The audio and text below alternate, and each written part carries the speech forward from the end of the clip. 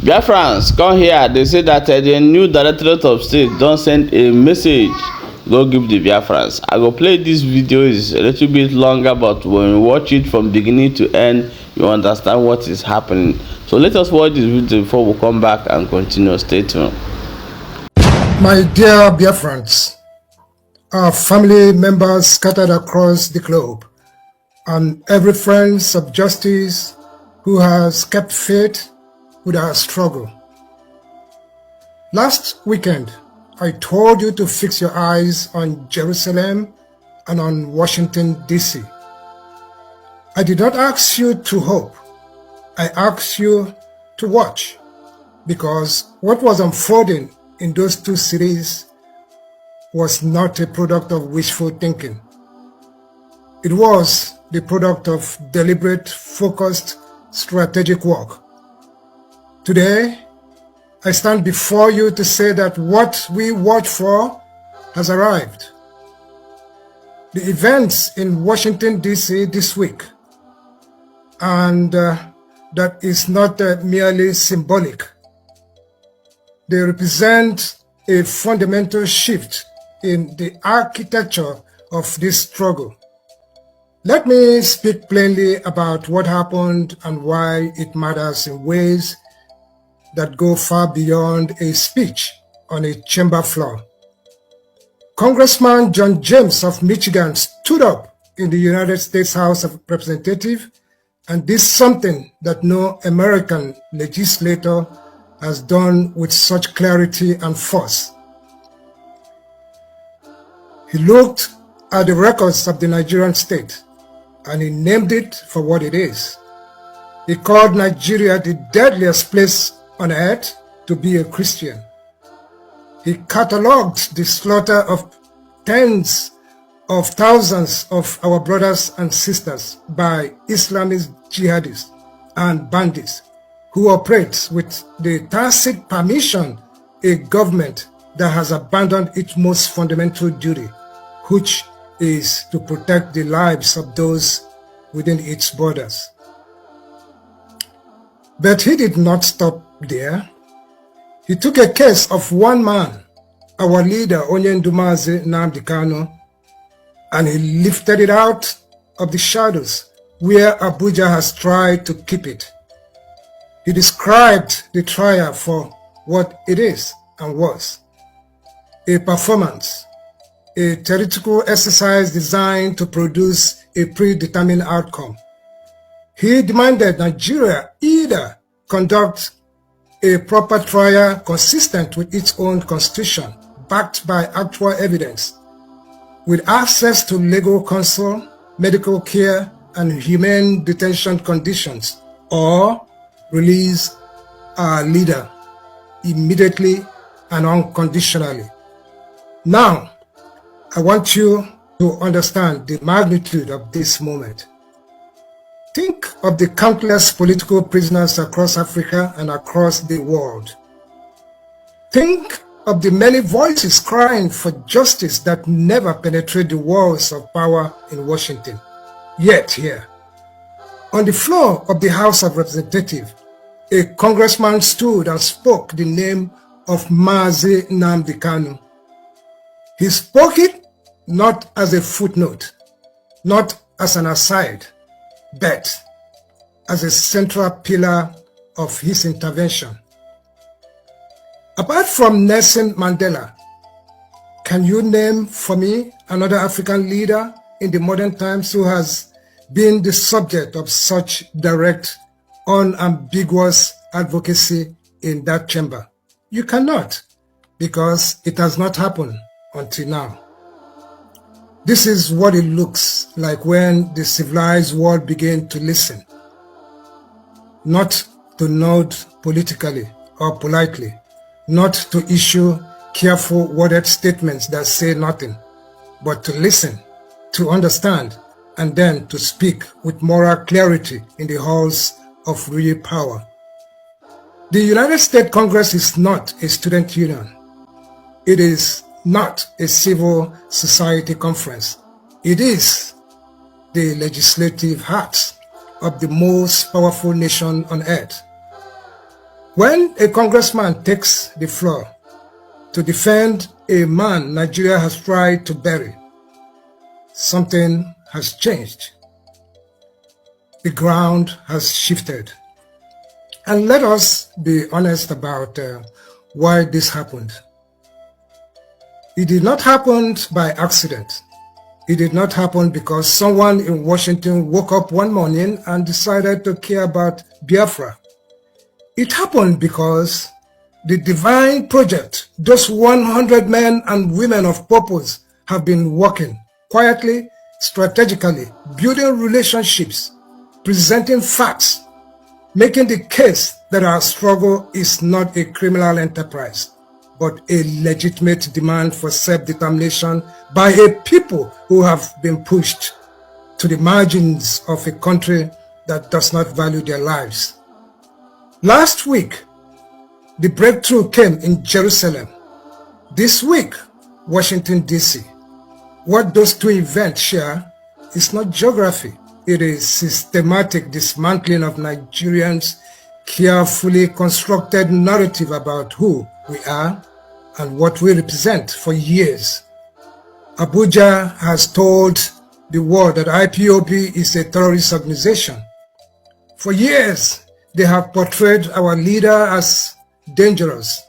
For years, they have counted on the ignorance and indifference of international community to keep their version of events unchallenged.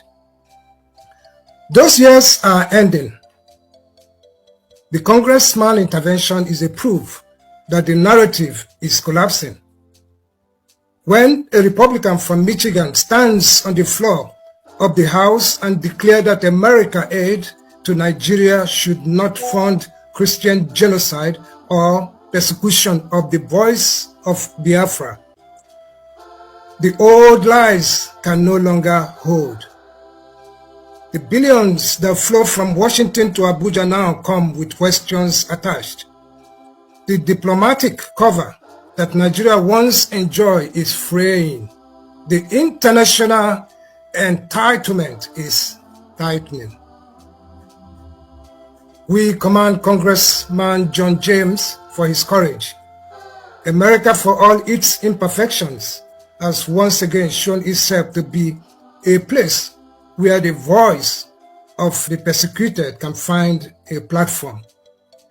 We salute our dedicated IPOB representative in the United States who have worked tirelessly, quietly, without fanfare or self-promotion to make this moment possible.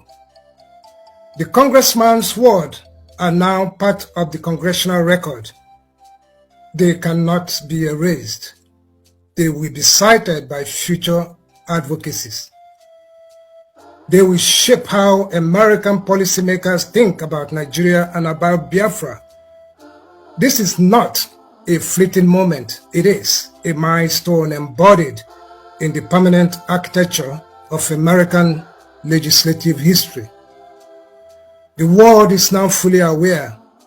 The sham trial by Justice Omotoso, the conviction entered without any extant written law in Nigeria, and the judicial recklessness have all been exposed globally. The impending shame on the Nigerian judiciary will be catastrophic. To the tedious and saboteurs, the Janjaweed apologists, Abuja propagandists, and all those still chanting Onyendo will die in prison. Open your eyes and watch the video. Your lies are being dismantled in the chambers of American power. Your fake terrorism narrative is collapsing. Onyendo Nnamdi Kanu is no longer a matter for Nigerians alone. He has become a global symbol of injustice, and free voice across the world are rising. Our enemies understand this shift, which is why they are working overtime to sow confusion. It is unfortunate that elements of the sacked and expelled third administration of Directorate of States have rolled out fresh propaganda. They claim that Nigerian government offered conditions for our leader released and that their group was rejected because they refused to sign up to it. They claim we were installed because we would sign. One simple question completely opposes this lie. Why is Mazi Nnamdi Kanu still in detention today? The silence that follows that question is sound of a lie collapsing under its own weight. Everything coming from these agents of Nigeria is nothing but lies, blackmail, and cheap propaganda designed to create confusion and division. They were defeated on Facebook and are now spreading the same falsehood on WhatsApp. If they were truly important and relevant, the Nigerian government would have negotiated directly with them. They have no real influence or mandate. Under the fourth administration, we are recording genuine progress on the international front. The triple success of the Jerusalem outing, the Washington, D.C. outing, and the engagement with Congressman John James. These are clear signs of momentum. Our leader has been consistent since the very first day he raised the Biafran banner. He wants a referendum. He wants the people of Biafra to exercise their sovereign right to determine their own destiny. He has never contemplated and will never contemplate giving up on Biafra. Anyone who believes otherwise seriously needs medical attention. Their thinking is not good. Mazi Nnamdi Kanu remains the undiluted voice of Biafra, committed to self-determination through the rule of law, fair hearing, and the will of the people. The lies of the expelled gangs were crushed on Facebook. They will be obliterated on WhatsApp and every other platform. The fourth administration stands firm on the original mandate. Biafra is our collective destiny. No amount of propaganda from SAC imposters can change that. And it is in this context that I must now address another front in this information war. There is a campaign underway. It is sustained, it is deliberate, it is state-sponsored, and it's aimed at demarketing, discrediting, and dismantling the work of those who have given up their all in the service of our leader and this movement. Agents, proxies, and propaganda merchants deployed by the Nigerian state want to rewrite history. They want you to forget what has achieved and to doubt those achieved it. We are here tonight to place on a permanent record a truth that cannot be shaken. The record of our legal victories secured on behalf of Onyendu, Mazi Nnamdi Kanu, and IPOB is unassailable. Every single one of those judgments was brazenly disobeyed by the Nigerian state. No one has been overturned. No one has been appealed successfully. Not one has erased from books. They stand, they endure, and they testify. The Federal Republic of Nigeria, the Department of State Services, the Nigerian Army, and the Southeast Governor Forum stands thoroughly defeated in multiple courts of competence.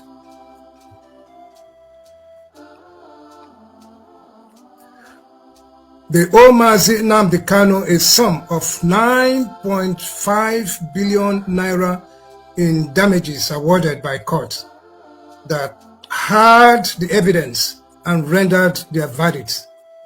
And here is the critical point. None of this judgment was appealed by the Nigerian government. Why would a government that claimed to be fighting terrorism not appeal a judgment awarding damages to an alleged terrorist? The answer is simple. They know they have no case. They know the judgment is sound. They are hoping you will forget. We are here to make sure you do not. Let me walk you through the records as already comprehensively documented and widely reported. These are subsisting judgments won by Mazi Nnamdi Kanu and IPOB against the Nigerian government. In January 2022, the Abia State High Court in Umuahia delivered the first major victory. The court declared that Mazi Nnamdi Kanu did not jump bail, arising from the September 2017 military invasion of his ancestral home during Operation Python Dance, where 28 innocent souls were killed. The court awarded 1 billion naira in damages, ordered an apology, and recommended a political solution. In October 2022, the Federal High Court, Umuahia Division, delivered the first High Court declaration that Mazi Nnamdi Kanu is a victim of unlawful extraordinary rendition. The court awarded 500 million naira in damages, declared his detention illegal, and ordered the federal government to restore him to his pre-rendition status.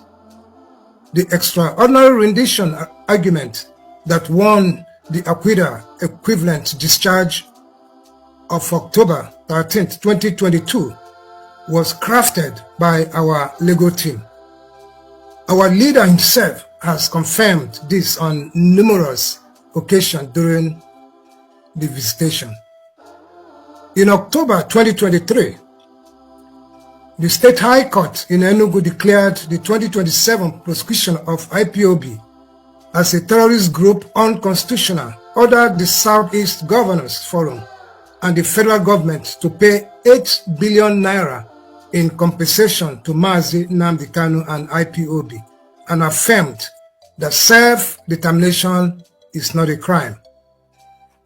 Add those figures together: 1 billion 500 million, 8 billion, 9.5 billion naira in judgment that the Nigerian government has not appealed and cannot overturn.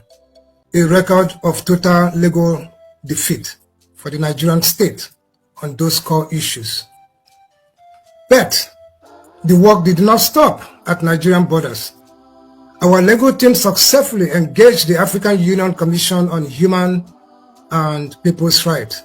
In March 2018, the Commission condemned the arrest and trial of Mazi Nnamdi Kanu and IPOB members, condemned the prosecution of IPOB, and condemned the Operation Python Dance as a violation of the African chapter. The Commission directed the late President Buhari to stop further arrests and prosecutions and to reverse the prosecution. At the United Nations, the record is even more extensive. From 2017 through 2022, multiple UN special rapporteurs and the Human Rights Council issued ruling against Nigeria's mistreatment of IPOB, declared the extraordinary rendition unlawful, directed Mazi Nnamdi Kanu's release and compensation, and declared the prosecution of IPOB as a discrimination against the Igbo people and a violation of United Nations Charter. These interventions collectively made it impossible for the Nigerian government to convince foreign countries to tag IPOB a terrorist organization. And in June 2025, the Kenyan High Court declared that Mazi Nnamdi Kanu's adoption and forcibly renditions were unlawful and unconstitutional, awarded damages against the Kenyan government, and explicitly criticized Nigerian involvement. The records speak for itself. Our legal team successfully litigated the Operation Python Dance invasion, where 28 people were killed. They successfully litigated the extraordinary rendition of Onyendu and secured declaratory judgment mandating restoration to pre-rendition status. They successfully engaged the African Union and the United Nations, rendering Nigerian terrorist tag on IPOB a global non-starter. They won the landmark victory against the illegal prosecution of IPOB.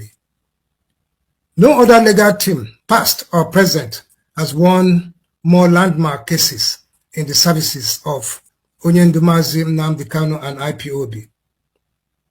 And there is no one more thing the record reveals. The current legal team is the one the Nigerian government could neither intimidate, coerce, nor buy over.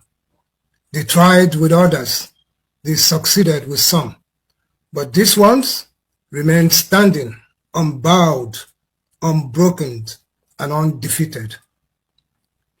The coordinated and sponsored campaign of the Cromney against IPOB and those who serve under the supreme leader of Onyendu Mazi Nnamdi Kanu is roundly defeated. It was defeated in the courts. It was defeated by the United Nations. It was defeated at the African Union, and it will be defeated in the court of public opinion, because facts are stubborn and truth is irresistible. Let the facts speak for themselves. Now let me turn to a matter that is not about legal victories or international diplomacy. It is about flesh and blood. It is about human beings who have been abandoned, forgotten, and left to rot in the dungeons of the state that cares nothing for their lives. We continue to identify the abandoned Biafrans in prisons across Nigeria. Some of them are in facilities so remote that their families do not even know they are alive. Some of them have very serious health challenges occasioned by years of neglect, years of being denied medical care, denied proper food, denied the basic dignity that even convicted criminals are supposed, to receive. I want you to watch the video we are making. Look at the faces of one of the 57 Biafrans we have identified in Abakaliki prison. His name is Mbam Samson. He is from Igbaju in Nkaliki, right here in Ebonyi State. According to the information we have gathered, he was extracted from a hospital where he was being treated for gunshot wounds and dumped into Abakaliki prison, just taken from his hospital bed and thrown into a cell. Now, both of his legs are bad. The condition has deteriorated so severely that it's affecting his urinary ability. This is human being. This is a son of Biafra. This is somebody's brother, someone's child, someone's father perhaps. And he's suffering not because he was convicted of any crime, but because the Nigerian state has decided that Biafrans are less than human. I assure you that serious efforts are ongoing to contact the families of our detained and deceased family members in various detention facilities. I have instructed our attorneys to hold a press conference this coming week, during which they will provide precise details on the actions being taken to secure their safe return. We are documenting these cases. We identify these individuals. We are reaching out to their loved ones, and we will not rest until every single one of them is brought out of those holes and restore them to freedom and dignity. This is the work of the fourth administration. This is the work that must be done, not for applause, not for recognition, but because it is right. I reiterate once again that the ex-parte order prescribing IPOB is illegal. We have a pending appeal before the Supreme Court of Nigeria. The laws of Nigeria are very clear. You cannot take away individual rights to associate freely without first informing them. I have asked all our media platforms to circulate the original gazette published by the government of Nigeria prescribing IPOB. We have examined it with a fine-tooth comb. Nowhere is membership of IPOB mentioned as being prescribed. The government trapped itself in its own mechanism, machinization. In the pursuing peace in Biafra land, we are continuing to seek the escalation of tensions in Ihiala and its environment. However, certain persons on the payroll of the Nigerian states are hell-bent on propagating the false narrative that Eastern Security Network is responsible for the insecurity in our homeland. It is clear to all that the Nigerian army, through Operation Python Dance and Dance 1 and Dance 2, unleash mayhem in our land. This insecurity is state-sponsored, as documented by Inter-Society and Amnesty International. They introduce it as a ruse to justify their sham conviction of our leader. It is telling that since his unlawful conviction, insecurity has suddenly stopped. The clearest proof is that anti-Biafran forces were behind it all along. We urge the government of Anambra State to publish Professor Chidi Odinkalu-led panel, the report that inquired into insecurity in Southeast. That panel, like the Lagos State NSAS panel, exonerated IPOB and our leader, Mazi, published it. Let the people see what the people paid for. On the update regarding our leader's upcoming appeal, Justice Omotosho pronounced judgment and conviction without any extant written law in Nigeria. This is the crucifix of the matter. The facts canvassed in the brief of our leader are unaccessible. Even if this world were to turn upside down, the conviction entered on non-existing law remain a nullity in law and in fact. Any day Nigeria stops hiding and meets us in court, they will be humiliated by their own laws and precedents. A country that was in a hurry to convict, now running from defending it and defending its sham conviction. That tells you everything you need to know. We are on a firm ground and assure every Biafran that victory is certain. This is the context in which the Washington breakthrough must be understood. It is not an isolated event. It's a part of a pattern. The legal nullity before the Supreme Court, the outstanding judgment awarded 9.5 billion naira in damages, the African Union and United Nations decisions, the Kenyan High Court ruling, and now the United States Congress. These are not separate stories. They are chapters in the same book, the book of a struggle that is advancing on every front, legal, diplomatic, and political, and moral. Recently, in July 2023, the International Freedom Coalition was officially launched at the United States Capitol. Biafrans selected from across the United States, operating under the umbrella of indigenous people of Biafra, were represented.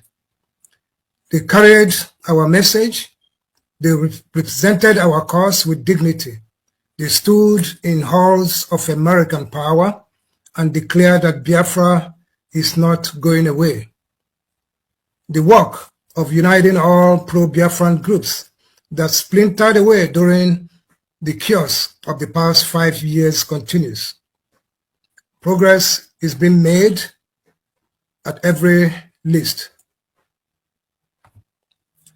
We are all united in seeking the unconditional release of Onyendu and all Biafrans in detention, wherever they may be. That unity of purpose is the seed for which broader unity will grow. My brothers and my sisters, I have spoken to you tonight at length because these matters require detail. They require precisions. They require patience to lay out facts that cannot be disputed. The enemies of Biafra rely on your ignorance. They rely on your short memories. They rely on your willingness to believe that the latest rumor rather than to check the established record. Do not give them that satisfaction. Arm yourself with facts. Share the facts. The civilized world is not a mere, neither a mind. It is not an abstraction. It is made up of institution and individual who, when presented with facts and approached with strategy and persistence, can be moved to act. Congressman John James, who has shown us that the United States Congress has shown us that the voices in Jerusalem and the United Nations, at the African Union and in Kenyan High Court have shown us that the walls that Abuja built around the truth are crumbling. The international isolations they counted on to crush us is turning into international scrutiny that constrain them. Every time they try to export their terrorist narrative, they encounter the legal and diplomatic barriers our team has erected. Every time they try to present themselves as responsible democracy, they are confronted with record of their own abuses.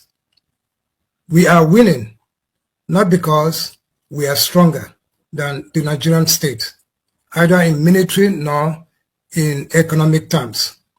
we are winning because we are on the side of truth, of law, of justice, and of the right of a people to determine their own future. Those forces, when harnessed with discipline and purpose, are more powerful than any army.